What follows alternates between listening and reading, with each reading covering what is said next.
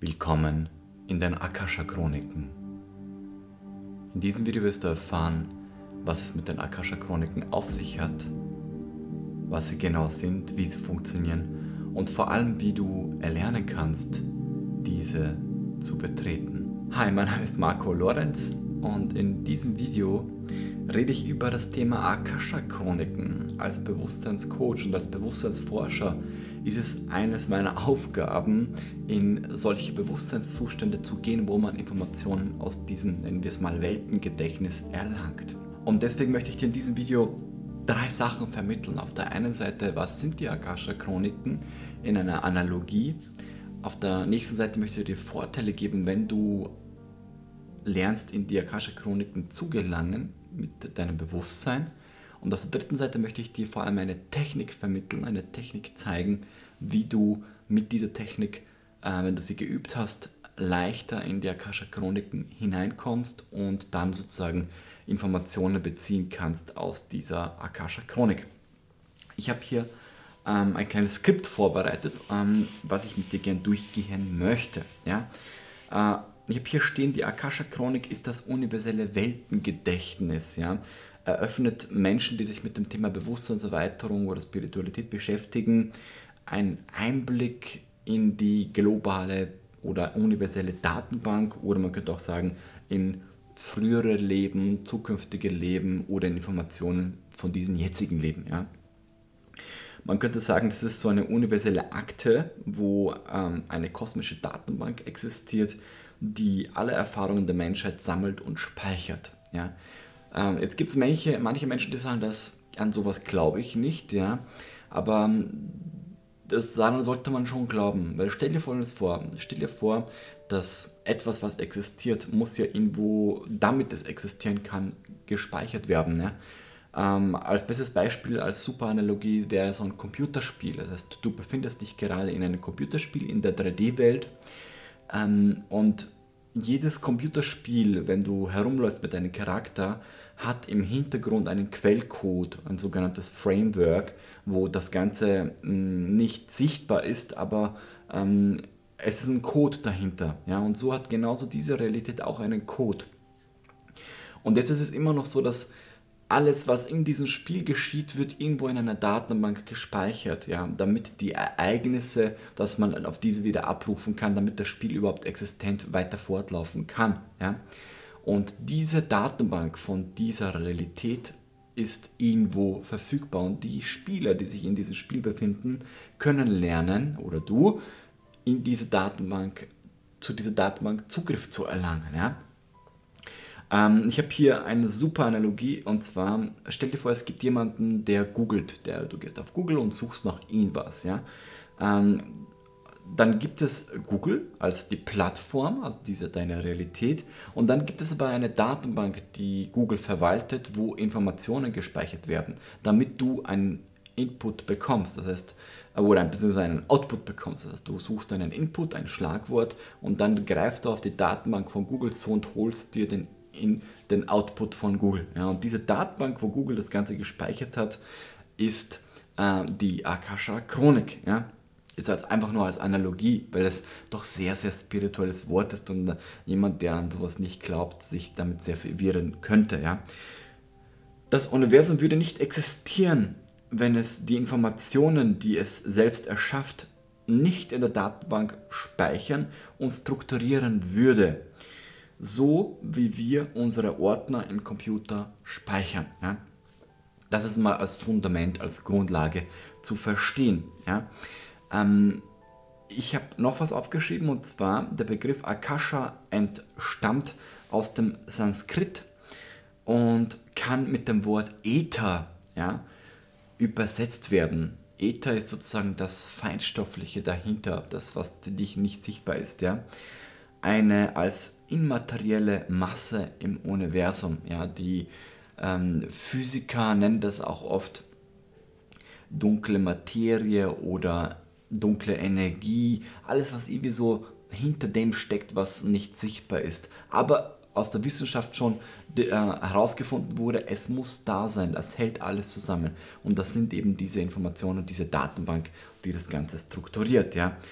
in der spirituellen Sinne ist das halt die Akasha-Chronik oder Chroniken.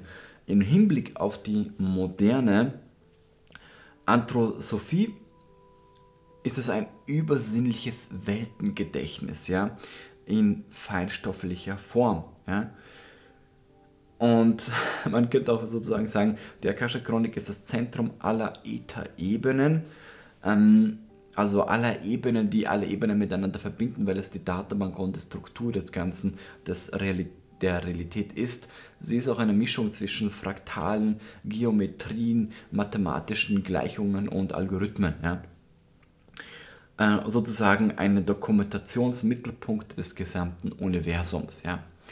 Genauso wie dein Körper auf einer Datenbank basiert namens DNA, und in deiner DNA ist auch die gesamte Datenbank strukturiert, ja, und dort wird genau definiert, welches Molekül, wie groß was für eine Augenfarbe du hast, wie deine Haare wachsen sollen, wie sich denn nach deiner Geburt deine Entwicklung ist, da wird alles gespeichert, ja, und so wie in deiner DNA alles gespeichert wird, wird in die ganze Realität auch irgendwo abgespeichert, ja.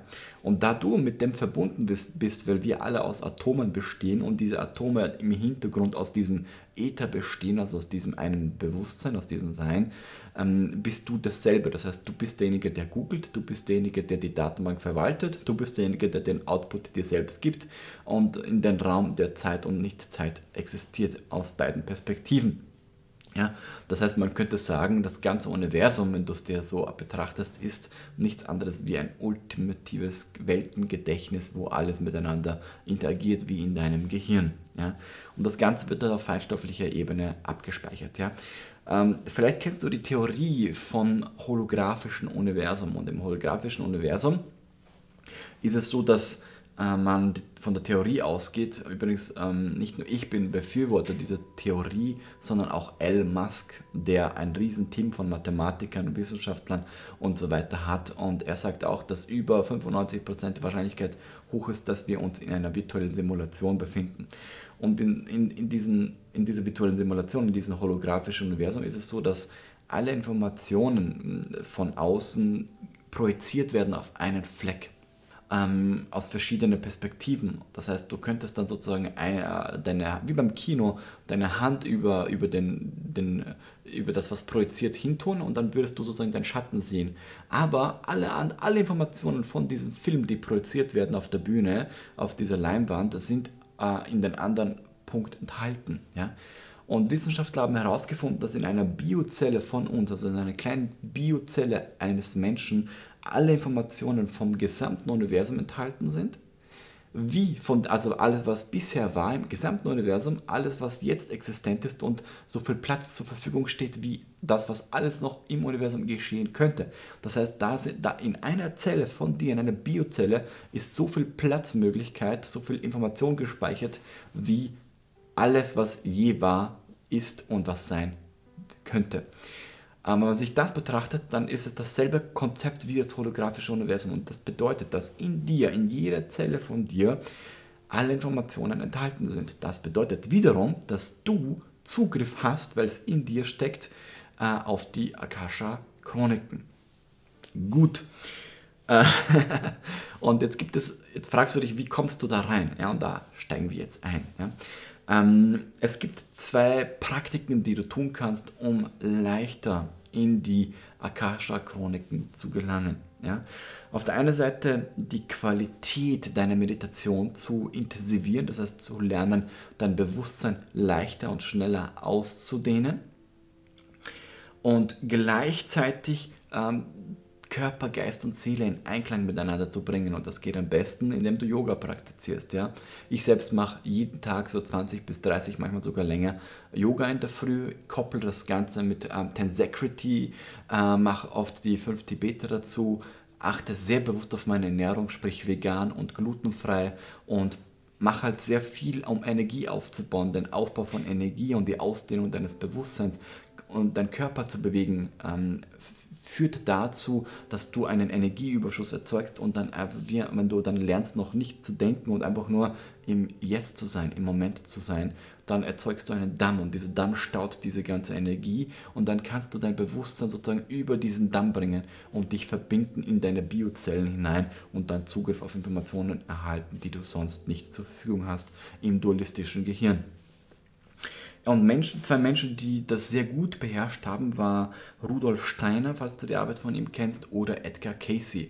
Edgar Cayce war oder ist bis nach wie vor das bekannteste Medium auf diesem Planeten. Er ist schon lange verstorben, aber er hat sich selbst hingelegt, konnte in einen Trance-Zustand gehen und konnte sozusagen channeln und hat so viel gechannelt und so viele Informationen aus diesem Zustand, aus dieser Chronik herausgeholt, dass er eine ganze Bibliothek gefüllt hat mit diesen Aufzeichnungen. Also in den USA, tatsächlich in den USA gibt es ein ganzes Institut, ein ganzes Gebäude, wo alles voll ist mit Büchern aus seinem Channelings. Ja. Kann man sich nicht vorstellen, aber es ist unglaublich, was er für Informationen rausgeholt hat aus diesem Trance-Zustand. Und er hatte irgendwie so eine Fähigkeit, eine Gabe, sein Bewusstsein in diese Trance zu versetzen, in diesen erweiterten Bewusstseinszustand, wo er auf das zugreifen konnte. Und er selber und auch Rudolf Steiner hat gesagt und auch Jesus hat gesagt, das kann jeder. Es gibt keine besonderen Medien, die das können, denn jeder kann das. Man muss nur lernen, sein Bewusstsein auszudehnen und sein Verstand zu beruhigen. In der Hypnose nennt man das somnambularen Bewusstseinszustand, sprich deinen Körper loszulassen und auch deinen Verstand loszulassen, dann trittst du in den somnambularen Zustand ein. Und wenn du dann noch lernst, Energie aufzubauen und so weiter, dann kommst du in diese Ebene hinein. So, nun starten wir ganz kurz mit den Vorteilen, wenn du in die Akasha-Chronik kommst. Also, der erste Vorteil, den du hast, wenn du lernst, in die Akasha-Chronik zu gelangen, ist, du hast eine Informationsquelle für Vergangenes, Gegenwärtiges und Zukünftiges aus diesem Leben heraus. Ja? Dann, du kannst deine früheren Leben und deine zukünftigen Leben erkundigen, weil das Ganze läuft simultan ab in einer Singularität. Dann hast du Zugang zu deinem höheren Selbst, zu deiner Seele, zu deinen Geistführern, zu Gott, zur Quelle, zu diesem universalen Quantenbewusstsein. Ja? Und kannst mit dem kommunizieren, mit einem dieser verschiedenen Bewusstseinszustände, könnte man sagen. Ja? Dann Erkennen deiner eigenen Lebensaufgabe und deines Seelenplans. Das ist auch für viele Menschen eine Hilfe. Darum beanspruchen die sehr oft solche Akasha-Readings. Dann Auflösung von Verletzungen und Anschauen von alten Karma ist auch ein sehr, sehr gefragtes Thema, was bei sehr vielen Menschen ansteht. Da gibt es ein Buch, das nennt sich Verkörperter Schrecken. Und viele Menschen haben eben ein Trauma oder eigentlich fast jeder in seiner Kindheit erlebt und das gehört es in diesem Leben zu transzendieren und dich zu befreien aus diesen Gehirnmustern und wieder du selbst zu werden. Dann Zugang zum persönlichen Potenzial, das heißt, du kannst dort Sachen aktivieren lassen, die dein Potenzial entfalten. Dann eine seelische Verbindungen erkennen und aufbauen. Ja. Dann karmische Verbindungen erkennen, transzendieren oder auflösen. Geht auch, also wenn du irgendwas transzendiert gehört, kannst du das auch über die Akasha-Chronik machen. Dann Erkennen von schlummernden Talenten, die in dir stecken, die kannst du dort erkennen, aktivieren oder sozusagen in dein Leben rufen einfach. Ne? Dann Erkennen von Mustern, die dich zu bestimmten Handlungen treiben. Ja? Also dich selbst gespiegelt bekommen, warum, wieso du welches Muster hast und was dir das geholfen hat, Erfahrungen zu machen und wann es an der Zeit ist, welche Muster loszulassen, um dich auf die nächste Entwicklungsebene zu heben. Es gibt natürlich noch viele weitere Vorteile, das waren jetzt nur so grob ein paar kleine Vorteile, wenn du lernst, halt Verbindung in die Akasha-Chronik aufzubauen. Und viele glauben, es ist schwer und das können nur wenige, die viel meditieren, reinkommen. Nein, es gibt sogar Ausbildungen dafür, wo man wirklich hingeht, Seminare besucht, um selber ein Akasha-Reader zu werden. Also es kann wirklich jeder machen, du musst nur deine Absicht haben und bereit sein, etwas zu lernen, an deiner Intuition zu arbeiten, lernen, deinen Geist zu beruhigen und einfach mehr selbst du zu werden. Dann wirst du immer leichter Zugang zu dir selbst bekommen, was schlussendlich die Akasha-Chroniken sind. So, und jetzt starten wir mit der Technik, ja? Weil das ist der Grund für dieses Video, dass ich dir beibringe, wie du selbst in diesen Zustand erlangst. Es gibt jetzt viele Methoden, wie man reinkommt. Also ja, alle Wege führen zum Ziel, aber ich habe mich da sehr intensiv damit beschäftigt und habe eine Hypnose-Technik entwickelt, beziehungsweise einen Ablauffolge, mit der man sozusagen da reinkommt. Ich habe mich sehr intensiv mit dem Thema beschäftigt und recherchiert, was die Zugänge sind, wie diejenigen, die medialen Leute, welche damit arbeiten, die sozusagen so Akasha-Chronik, man nennt das auch Akasha-Readings anbieten, was die tun, um sich in diesen Zustand zu versetzen und was ihre Werkzeuge sind, und habe versucht, die Essenzen dieser medialen Menschen herauszuholen und die in eine Struktur zu bringen und aus dieser Struktur heraus ein Werkzeug dir in die Hand zu geben. Und was sehr oft verwendet wird, ist, dass man sich die Unterstützung von geistigen Helfern nimmt, von Engeln, Geistführern, was auch immer, ja, oder von deinem höheren Selbst. Auf jeden Fall in deine übersinnliche Macht. Man könnte auch sagen, dass diese Akasha-Chronik, diese Datenbank, ja sozusagen Wächter hat. Ja, also mit Wächter meine ich jetzt nicht Leute, die vor der Tür stehen und sagen, hier kommst du nicht rein, sondern ich meine damit eine Art Boten, die sagen, hey, jemand möchte hier Zugang zu dieser, oder du selbst zu dieser Datenbank haben, dann schicken die sozusagen höhere Wesen, die sozusagen vor der Tür stehen oder verbunden sind in beiden Welten, die dir helfen, erleichtert Zugang zu dir selbst zu erlangen. Denn die Akasha-Chronik ist nichts anderes wie dein eigenes Unterbewusstsein oder Überbewusstsein, wo einfach alles von dir selbst, von deiner höheren Wesenheit gespeichert wird. Ja? Und man könnte auch sagen, du bist Gott, und Gott hat sich ein System gebaut, wo er selbst in sein Unterbewusstsein kramen kann und sich Informationen holen kann. Ja? In der Hypnose nennt man das Regression oder Progression, wo du in der Hypnose einfach in einen Trance-Zustand gehst und in Erinnerungen abrufen kannst, die für dich sonst nicht verfügbar sind. Ja? Und genauso hat dieses Bewusstsein, was du bist, eine Möglichkeit geschaffen, dir Helfer zu geben, die dich leichter in diese Datenbank hineinführen. Ja. Dann, zweiter Weg, und das ist eines der wichtigsten Werkzeuge, um in der Akasha-Chronik zu lesen, ist deine Intuition. Das heißt, es gibt viele Wege, deine Intuition zu stärken. Das würde jetzt aber den Rahmen dieses Videos zu sprengen. Aber mit Intuition das Ganze zu lesen, ist der Schlüssel. Ich habe zum Beispiel eine Ausbildung gemacht von einer Trainerin vom Michael Newton Institut, also sprich, falls du das Michael Newton Institut nicht kennst, das ist ein Institut, welches sich mit dem Thema Rückführung beschäftigt, aber nicht mit den Rückführungen in frühere Leben, sondern in das Leben zwischen den Leben, also im Jenseits. Und die haben herausgefunden, dass sehr intensive Visualisierung gekoppelt mit Aufbau und Training von Intuition dir hilft, die Informationen im Leben zwischen den Leben leichter abzurufen und mit denen zu arbeiten. Das heißt, das ist ein Schlüsselwerkzeug, der ist die Intuition. Ja? Da verweise ich eben auf die Arbeit vom Michael Newton Institut. Ja? Dann der nächste Schlüssel, das nächste Werkzeug ist, deine Energie steigern und gleichzeitig deine Frequenz zu erhöhen.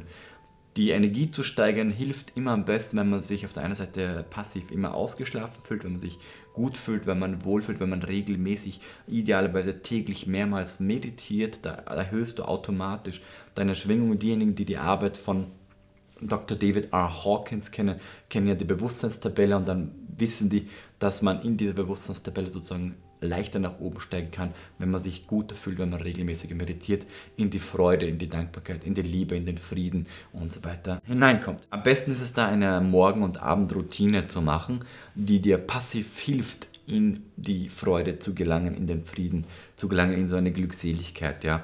Falls es dich interessiert, kann ich gerne nächste oder übernächste Woche ein Video machen mit meiner persönlichen Routine, die ich mache. Die hat sich im Laufe, ich wollte das schon vor 5, 6 Jahren machen, aber die hat sich so viele Jahre weiterentwickelt und optimiert, dass ich gelernt habe, einen Überschuss von Energie und von Bewusstheit damit aufzubauen, um sehr starke Wahrnehmungen zu erlangen. Ja.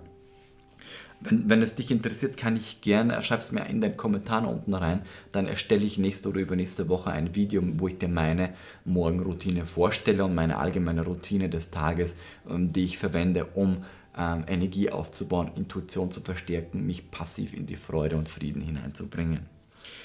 Schreib es mir einfach dann in den Kommentaren rein. Wenn genug Kommentare vorhanden sind, drehe ich dein eigenes Video dazu. Ja?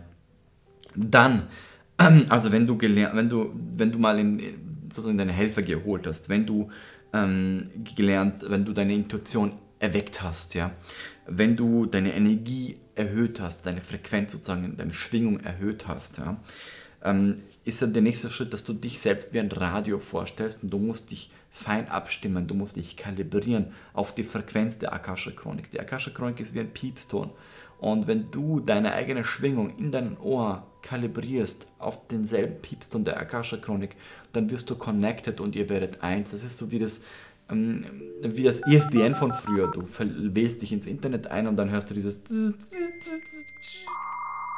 und dann bist du drin. Und so kannst du dir das vorstellen, wo du dein Bewusstsein wie ein Piepston siehst, wo du eins wirst mit diesem Ton, den du sonst hörst, wenn du Oropax drin hast. Und dann gehst du mit der Absicht rein, dich zu connecten mit der Akasha-Chronik. Das musst du koppeln mit der nächsten Technik. Und die nächste Technik geht so, dass du dir einen Lichttunnel vorstellst und dieser Lichttunnel, der ist über dir. Und du stellst dir vor, du schwebst nach oben und das Ganze wird immer heller und du wirst eins mit diesem Licht und dabei kann es sein, dass du deinen Puls spürst und je höher du steigst, desto höher steigt deine Schwingungsenergie an und wenn du das Gefühl hast, es geht nicht höher, dann schaust du nach oben zu deinem dritten Auge und stellst dir eine Tür vor und während du nach oben schwebst, versuchst du dich zu connecten mit der Akasha-Chronik und diesen Ton zu holen und deine Schwingung mit dieser Schwingung von der Akasha-Chronik zu kalibrieren, ja, und eins damit zu werden, dann wirst du connected und dann hast du auf einmal Zugang, ja.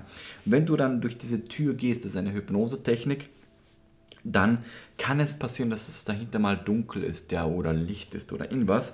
Und dann kann es sein, dass du dort am Anfang Formen siehst, Farben, Bilder, Lichter, Symbole, Geräusche, Stimmen, Informationen. Und hier kann man dann mit der Intuition die Daten, die dort dir zur Verfügung gestellt werden oder die du bekommst, deuten. Und je öfter du dich damit verbunden hast mit dieser Datenbank, je leichter wirst du die Informationen abrufen können. Jetzt kann es sein, dass du, wenn du die Technik mehrmals machst oder regelmäßig machst, dass du am Anfang nicht so viel erlebst oder wenig Wahrnehmungen bekommst. Aber im Laufe der Zeit, das ist eine Art nur Training, das ist wirklich so wie, ja, alles, was du im Leben tust, basiert auf Übung, auf, man könnte sagen, Sport. Wenn du in Karate den schwarzen Gürtel willst, dann musst du einen Prozess durchlaufen. Und wenn du dein Bewusstsein erweitern willst, dann musst du halt auf der einen Seite lernen, also du musst nichts, aber du kannst deinen Geist zu beruhigen und so weiter. Und so läuft die ganze Sache immer in eine Entwicklung hin und immer lernst du halt dein Bewusstsein zu beherrschen und dein Bewusstsein zu nutzen, um mit dieser Datenbank, zu dieser Datenbank Zugang zu erlangen. Ja? Und der Trick ist, wenn du öfter reinkommst, wirst du Intuition, also du wirst Visionen haben, Bilder haben und je öfter du reinkommst, wirst du merken, wie es immer deutlicher wird, immer scharfer, immer klarer und später wirst du dann direkt Reisen in die Akasha-Chronik machen können, wenn du es richtig intensiv gemacht hast, wenn du richtig viel gelernt hast, deinen Körper komplett zu disconnecten. Das ist ein Zugang, ich habe da selbst mal einen Erfahrungsbericht geteilt von mir, wo ich in einer außerkörperlichen Erfahrung in der Akasha-Datenbank war und dort sozusagen gesehen habe, wie sieht sie aus, was existiert dort und du kannst wirklich mit deinem Bewusstsein direkt dorthin reisen, wie in einen Traum dorthin gehen und dich dort umschauen in diesen Informationen und das ist wie so ein riesen Gebäude, wo alles strukturiert ist und geordnet ist. Auch sehr, sehr interessante Erfahrung. Ich verlinke dir dieses Video mit der Erfahrung am Ende dieses Videos, ja. Ja, das ist die Akasha-Chronik. Wenn dich das Thema mehr interessiert, kann ich gerne ein ausführlicheres Video darüber machen. Für mich ging es jetzt nur mal darum, dir einfach vorzustellen, was ist die Akasha-Chronik, wie funktioniert sie und vor allem dir eine Technik an die Hand zu geben, wie du da reinkommst. Ich habe zu dieser Technik eine eigene Hypnose gemacht, also für diejenigen, die mein Gate-Programm kennen, die wissen ja, was das Gate-Programm ist, also ein Werkzeug, was dir hilft, dein Bewusstsein in diese Ebene zu bringen, also auszudehnen und erweiterte Wahrnehmungen zu erlangen. Also geht eins zum Beispiel das Lernen des Nichtdenkens. Dann geht 2, wo du deine Chakren öffnest, wo du deine Energie aufbaust, genauso wie es hier auch notwendig ist. Dann Geht 3, wo du lernst, Zugang zu deinem Unterbewusstsein zu erlangen. Und dann geht 4, wo du lernst, deinen Körper loszulassen, dann später in den Still-State zu gelangen, Connection zu deinem höheren Selbst aufzubauen. Und geht 14 ist sozusagen das nächste Geht, was heute erschienen ist genau diese Technik, wo du genau diese Technik, die ich dir vorgestellt habe, anwendest und damit sozusagen dann in die Akasha-Chronik gelangst, also sprich eine geführte Hypnose mit einer ganz neuen Frequenztechnologie, die ich entwickelt habe. Und da wirst du schon bei der Demo merken, wie sich dein Bewusstsein verändert und zum Transzendieren anfängt. Ja?